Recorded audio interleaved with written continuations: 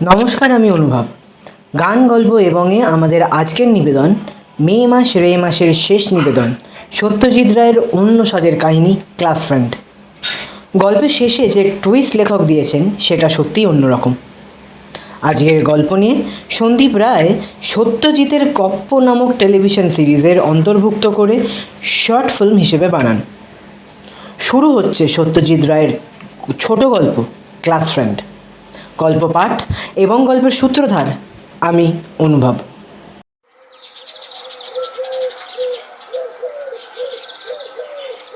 সকাল 9:15। মহিত সরকার সবেমাত্র টাইয়ে ফাঁসটা পরিয়েছেন, এমন সময় তার স্ত্রী অরুণা ঘরে ঢুকে বললেন, তোমার ফোন? এই সময় আবার কি? কাঁটায় কাঁটায় 9:30 অফিস পৌঁছানোর অভ্যাস মহিত সরকারের। ঠিক বেরোনোর মুখে ফোন এসেছে শুনে স্বভাবতই তার কপালে ভাঁজ পড়ল। অরুণা দেবী বললেন, বলছে তোমার স্কুলে পড়তো। স্কুলে? বোঝো কাণ্ড। নাম বলেছে? বলল জয় বললেই চিনবে। 30 বছর আগে স্কুল ছেড়েছেন মোহিত সরকার। ক্লাসে ছিল 40 ছেলে। খুব মন দিয়ে ভাবলে হয়তো তাদের মধ্যে 20 নাম মনে পড়বে, আর সেই সঙ্গে চেহারাও। জয় বা জয়দেবের নাম ও চেহারা দুটোই ভাগ্যক্রমে মনে আছে, কারণ সে ছিল ক্লাসের সেরা ছেলেদের মধ্যে একজন। পরিষ্কার ফুটফুটে চেহারা, পড়াশোনায় ভালো, ভালো হাই জাম্প দিত, ভালো তাসের ম্যাজিক দেখাতো। ক্যাসাবিয়াস্কা আবৃত্তি করে একবার সোনার মেডেল পেয়েছিল। স্কুল ছাড়ার পরে তার আর কোনো খবর রাখেনি মোহিত সরকার। তিনি এখন বুঝতে পারলেন যে এককালে বন্ধুত্ব থাকলেও এতকাল ছাড়াছাড়ির পর তিনি আর কোনো টান অনুভব করছেন না তার স্কুলের সহপাঠীর প্রতি। মোহিত অগত্যা টেলিফোনটা ধরলেন। হ্যালো। কে? মোহিত? চিনতে পারছো ভাই? আমি সেই জয়দেব বোস। না, গলা চেনা যায় না, তবে চেহারা মনে পড়েছে। কি ব্যাপার? তুমি তো এখন বড় অফিসার ভাই, নামটা যে মনে রেখেছো এটাই খুব। আরে ওসব থাক, এখন কি ব্যাপার বলো। একটু দরকার ছিল, একবার দেখা করা যায়? কবে? তুমি যখন বলবে, তবে যদি তাড়াতাড়ি হয় তাহলে। তাহলে আজই করো। আমার ফিরতে ফিরতে 6টা হবে, তাহলে 7টা নাগাদ আসতে পারবে? নিশ্চয়ই পারবো। তো থ্যাংক ইউ ভাই, তো তখন কথা হবে।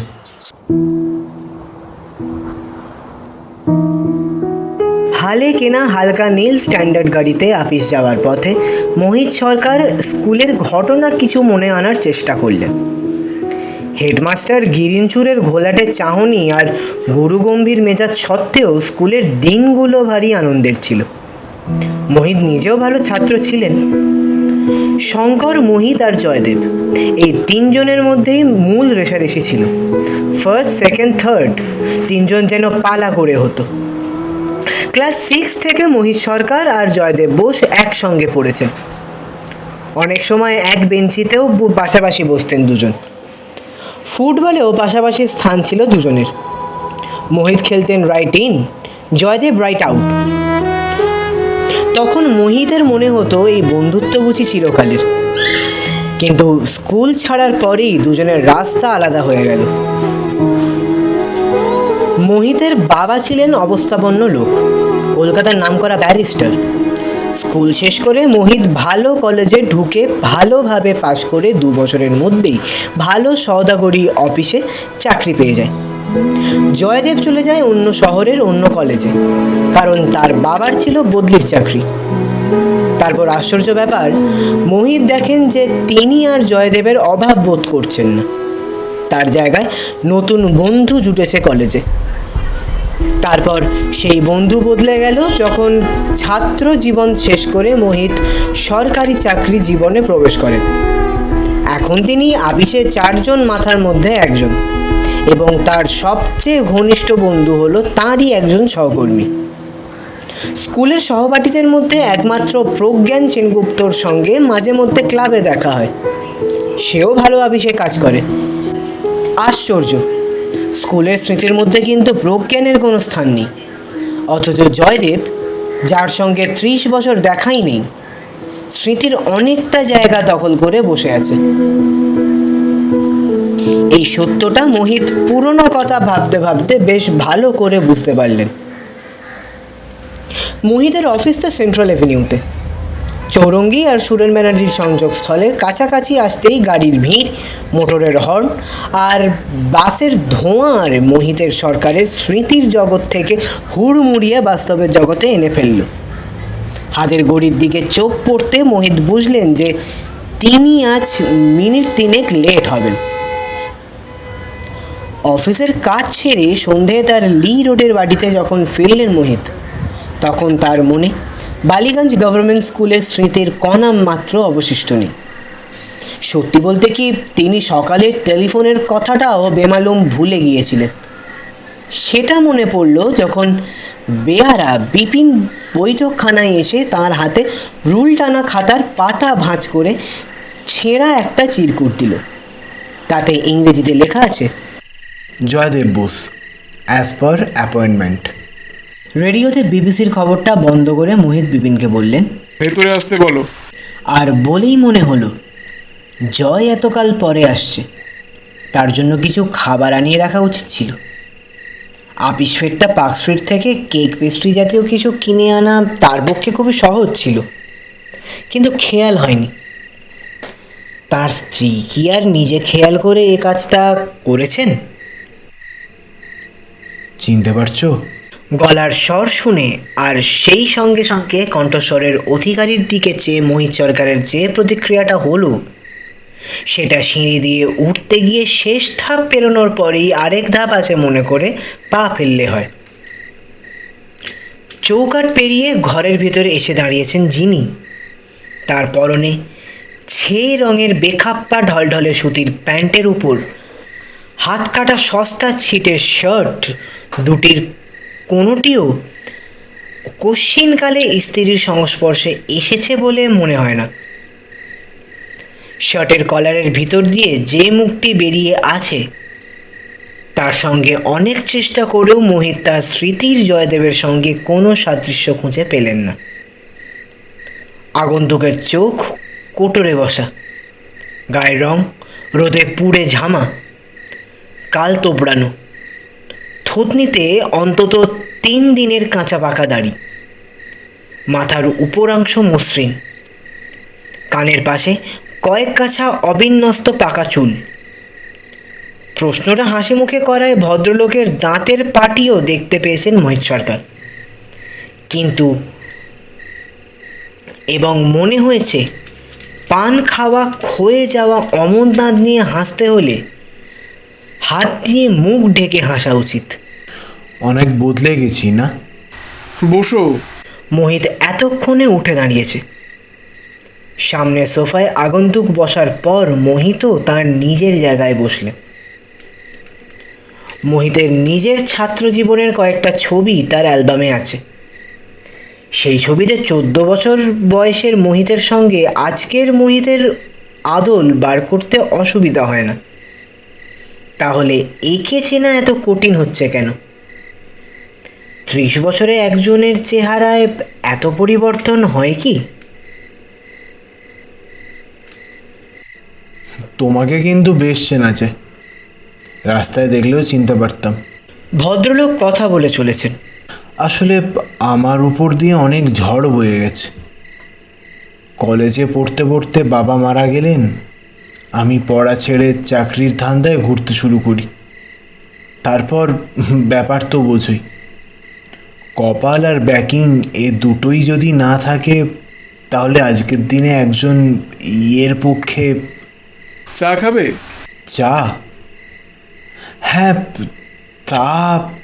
মোহিত বিপিনকে ডেকে চা আনতে বলল, আর সেই সঙ্গে সঙ্গে এই ভেবে আশ্বস্ত হলেন যে কেক মিষ্টি যদি নাও থাকে তাহলেও ক্ষতি নেই, এনার পক্ষে চা বিস্কুটই যথেষ্ট। ও, ভদ্রলোক বলে চলেছেন। আজ সারাদিন ধরে কত পুরনো কথাই না ভেবেছি, জানো মোহিত। মোহিত নিজেও যে কিছুটা সময় তাই করেছেন সেটা আর বললেন না। LCM GCM কে মনে আছে? মোহিতের মনে ছিল না, কিন্তু নাম বলতেই মনে পড়ল। এলসিএম হলেন পিটির মাস্টার লালচাঁদ মুখুজ্জে, আর জিসিএম হলেন অঙ্কের স্যার গোপেন মিত্তির। আমাদের খাবার জলের ট্যাঙ্কের পেছনটায় দুজনকে জোর করে পাশাপাশি দাঁড় করিয়ে কে বক্স ক্যামেরায় ছবি তুলেছিল মনে আছে? ঠোঁটের কোণে একটা হালকা হাসি এনে মোহিত বুঝিয়ে দিলেন যে তার মনে আছে। আশ্চর্য, এগুলো তো সবই সত্যি কথা। ইনি যদি জয়দেব না হন তাহলে এত কথা জানলেন কি করে? স্কুল লাইফের 5টা বছরই আমার জীবনের বেস্ট টাইম জানো ভাই। বললেন আগন্তুক। তেমন দিন আর আসবে না। মোহিত একটা কথা না বলে পারলেন না। তোমার তো মোটামুটি আমারই বয়স ছিল বলে মনে পড়ে। তোমার চেয়ে মাস 3 ছোট। তাহলে এমন বুড়োলে কিভাবে? চুলের দশা এমন হলো কি করে? স্ট্রাগল ভাই, স্ট্রাগল। বললেন আগন্তুক। অবশ্যই টাকটা আমাদের ফ্যামিলির অনেকেরই আছে। বাপ ঠাকুরদার দুজনেরই টাক পড়ে যায় 35-এর মধ্যে। গাল ভেঙেছে হাড় ভাঙা খাটুনির জন্য আর প্রপার ডায়েটের অভাবে। তোমাদের মতো তো টেবিল চেয়ারে বসে কাজ নয় ভাই। কারখানায় কাজ করেছি 7 বছর, তারপর মেডিকেল সেলসম্যান, ইন্স্যুরেন্সের দালালি, এ দালালি সে দালালি। এক কাছে টিকে থাকবো সে তো আর কপালে লেখা নেই। তাঁতের পাকুড়ের মতো একবার এদিক একবার ওদিক।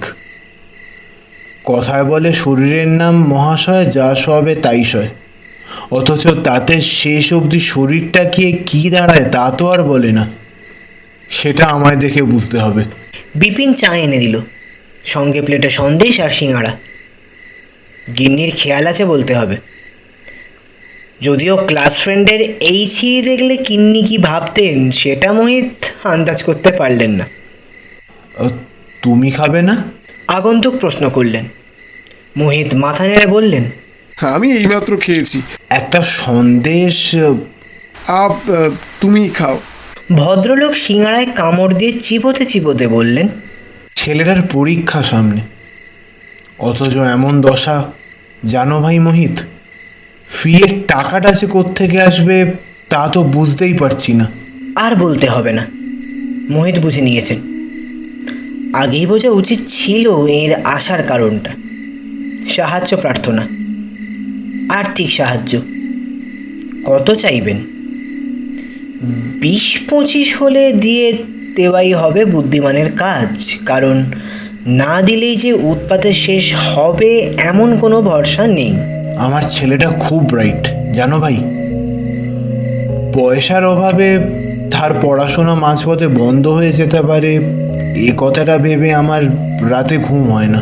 দ্বিতীয় সিঙাড়াটাও উঠে গেল প্লেট থেকে। মোহিত সুযোগ পেলেই জয়দেবের সেই ছেলের বয়সের চেহারাটার সঙ্গে আগন্তুকের চেহারা মিলিয়ে দেখছেন। আর ক্রমেই তার বিশ্বাস বদ্ধমূল হচ্ছে যে সেই বালকের সঙ্গে এই প্রৌঢ়ের কোনো সাদৃশ্য নেই। তাই ভাবছিলাম ভাই। চায় সশব্দে চুমুক দিয়ে বললেন আগন্তুক, অন্তত শখানেক কি শতেরেক যদি এই পুরনো বন্ধুর হাতে তুলে দিতে পারো তাহলে। Very sorry. হ্যাঁ, টাকার কথাটা উঠলেই সরাসরি না করে দেবেন এটা মোহিত মনে মনে স্থির করে ফেলেছিলেন। কিন্তু এখন মনে হলো ব্যাপারটা এতটা রূঢ়ভাবে না করলেও চলতো। তাই নিজেকে খানিকটা শুধরে নিয়ে গলাটাকে আরেকটু নরম করে বললেন, সরি ভাই, আমার কাছে জাস্ট নাও ক্যাশের একটু অভাব। আমি কাল আসতে পারি এনি টাইম, তুমি যখনই বলবে। কাল আমি একটু কলকাতার বাইরে যাব, 3 পরে ফিরবো। তুমি বরং রোববার এসো, বুঝলে? রবিবার? আগন্তুক যেন খানিকটা চুপসে গেলেন। মোহিত মনস্থির করে ফেলেছেন ইনি যে জয়, চেহারায় তার কোনো প্রমাণ নেই। কলকাতার মানুষ ধাপ্পা দিয়ে টাকা রোজগারের হাজার ফিকির জানে। ইনি যদি জালিয়াত হন, হয়তো আসল জয়দেবকে চেনেন। তার কাছ থেকে 30 বছর আগের বালিকান স্কুলের কয়েকটা ঘটনা জেনে নেওয়া আর এমন কি কঠিন কাজ। রবিবার কখন আসবো? আগন্তুক প্রশ্ন করলেন। সকালের দিকেই ভালো, এই 9টা কি 9:30। শুক্রবার ঈদের ছুটি। মোহিতের আগে থেকেই ঠিক আছে বারুইপুরে এক বন্ধুর বাগান বাড়িতে সস্ত্রীক গিয়ে উইকেন্ড কাটিয়ে আসবেন। দুদিন থেকে রবিবার রাত্রে ফেরা, সুতরাং ভদ্রলোক সকালে এলে তাকে পাবেন না। এই প্রতারণাটুকুও প্রয়োজন হতো না যদি মোহিত সোজাসুজি মুখের ওপর না করে দিতেন। কিন্তু কিছু লোক আছে যাদের দ্বারা এই জিনিসটা হয় না। মোহিত এই দলেই পড়েন। রবিবার তাকে না পেয়ে যদি আবার আসেন ভদ্রলোক, তাহলে তার সঙ্গে দেখা না করার কোনো অজুহাত বার করে নেবেন মোহিত সরকার। তারপর হয়তো আর বিরক্ত হতে হবে না। আগন্তুক চায়ের কাপে শেষ চুমুক দিয়ে সেটা নামিয়ে রাখতেই ঘরে আরেকজন পুরুষ এসে ঢুকলেন। ইনি মোহিতের অন্তরঙ্গ বন্ধু বাণীকান্ত সেন। আরও দুজন আসার কথা আছে, তারপর তাসের আড্ডা বসবে। এটা রোজগার ঘটনা। বাণীকান্ত ঘরে ঢুকেই যে আগন্তুকের দিকে একটা সন্দিগ্ধ দৃষ্টি দিলেন, সেটা মোহিতের দৃষ্টি এড়াল না। আগন্তুকের সঙ্গে বন্ধুর পরিচয়ের ব্যাপারটা মোহিত অম্লান বদনে এড়িয়ে গেলেন। আচ্ছা, তাহলে আসি। আগন্তুক উঠে দাঁড়িয়েছেন। তুই এই উপকারটা করলে সত্যি গ্রেটফুল থাকবো ভাই, সত্যি। ভদ্রলোক বেরিয়ে যাওয়ার পর মুহূর্তেই বাণীকান্ত বন্ধুর দিকে ফিরে ভ্রু কুঞ্চিত করে বললেন, এই লোক তোমাকে তুই করে বলছে, ব্যাপারটা কি? এতক্ষণ তুমি বলছিল, শেষে তোমাকে দেখে তুই বলল। লোকটা কে? মোহিত উত্তর না দিয়ে বুকশেলফ থেকে একটা পুরনো ফটো অ্যালবাম বার করে তার একটা পাতা খুলে বাণীকান্তর দিকে এগিয়ে দিল। এ কি তোমার স্কুলের গ্রুপ নাকি? বোটানিক্সে পিকনিকে গেছিলাম। বললেন মোহিত সরকার। কারা এই পাঁচজন? আমাকে চিনতে পারছো না? দাঁড়াও দেখি। অ্যালবামের পাতাটাকে চোখের কাছে নিয়ে বাণীকান্ত সহজেই তার বন্ধুকে চিনে ফেললেন। এবার আমার ডান পাশের ছেলেটিকে দেখো তো ভালো করে। দেখলাম। ছবিটাকে আরও চোখের কাছে এনে বাণীকান্ত বলেন কথাটি। মোহিত বললেন, ইনিই হচ্ছেন তিনি যিনি এইমাত্র উঠে গেলেন। স্কুল থেকেই কি জুয়া ধরেছিলেন নাকি? অ্যালবামটা সশব্দে বন্ধ করে পাশের সোফায় ছুঁড়ে ফেলে দিয়ে প্রশ্ন করলেন বাণীকান্ত। ভদ্রলোককে অন্তত 32 বার দেখেছি রেসের পাটে। সেটাই স্বাভাবিক, বললেন মোহিত সরকার। তারপর আগন্তুকের সঙ্গে কী কথা হলো সেটা সংক্ষেপে বললেন। পুলিশে খবর দে, বললেন বাণীকান্ত। চোর জোচ্চোর জালিয়াতের ডিপো হয়েছে কলকাতা শহর। এই ছবির ছেলে আর ওই জুয়ারি এক লোক হওয়া ইম্পসিবল। মোহিত হালকা হাসি হেসে বললেন, রবিবার এসে আমাকে না পেলেই ব্যাপারটা বুঝবে, তারপর আমাকে আর বিরক্ত করবে বলে মনে হয় না।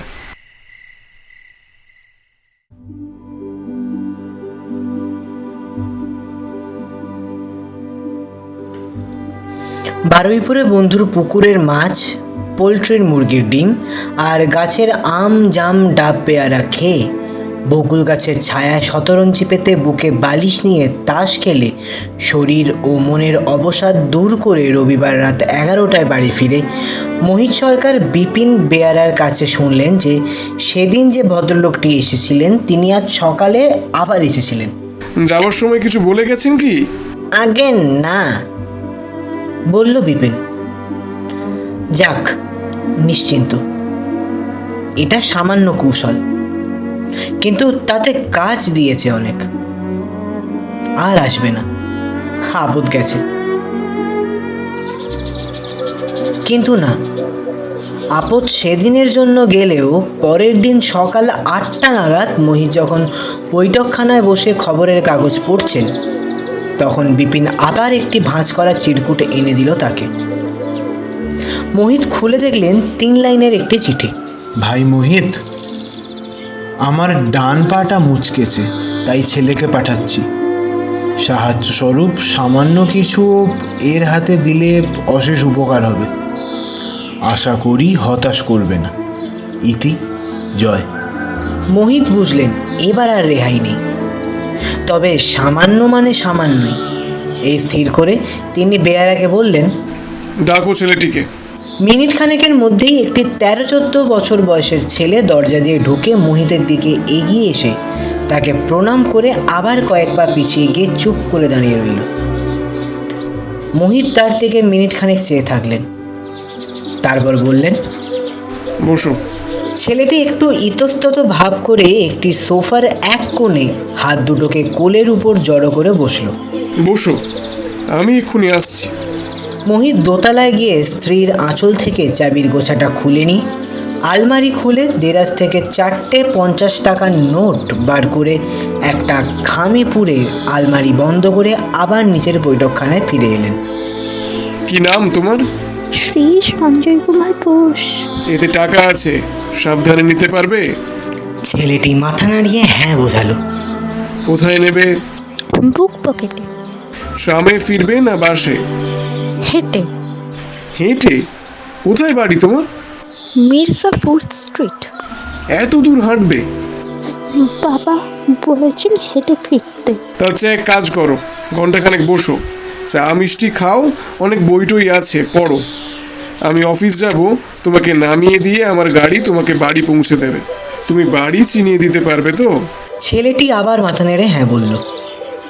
মোহিত বিপিনকে ডেকে ছেলেটির জন্য চা দিতে বলে আপিসে যাওয়ার জন্য তৈরি হতে গেল দোতলায়। ভারী হালকা বোধ করছেন তিনি, ভারী প্রসন্ন। জয়কে দেখে না চিনলেও তিনি তার ছেলে সঞ্জয়ের মধ্যে তার 30 বছরের আগের ক্লাস ফ্রেন্ডটিকে ফিরে পেয়েছেন। শেষ হলো আজকের নিবেদন, সত্যজিৎ রায়ের ছোট গল্প ক্লাস ফ্রেন্ড। যদি নিবেদনটি ভালো লাগে তাহলে একটি করে লাইক ও কমেন্ট এবং শেয়ার করে যাবেন। মোহিত সরকারের চরিত্রে শুভায়ু, অরুণা দেবীর ভূমিকায় স্নেহা, বাণীকান্তর চরিত্রে পার্থ সারথী মুখার্জি, বাচ্চার ভূমিকায় শিল্পা, জয়দেব বোসের ভূমিকায় অভিষেক বোস। গল্প পাঠ, কাহিনীর সূত্রধার এবং পর্ব পরিচালনায় আমি অনুভব মুখার্জি। কাহিনী সূত্র রচনা দিতিপ্রিয়া রায়, সহকারী ঐশী ভট্টাচার্য, তত্ত্বাবধানে সোনামণি সাহা, উপদেষ্টা হিয়া মুখার্জি। আগামী সোমবার নতুন গল্প নিয়ে ফিরে আসছে গান, গল্প এবং। কোথাও যাবেন না, সঙ্গে থাকুন। নমস্কার।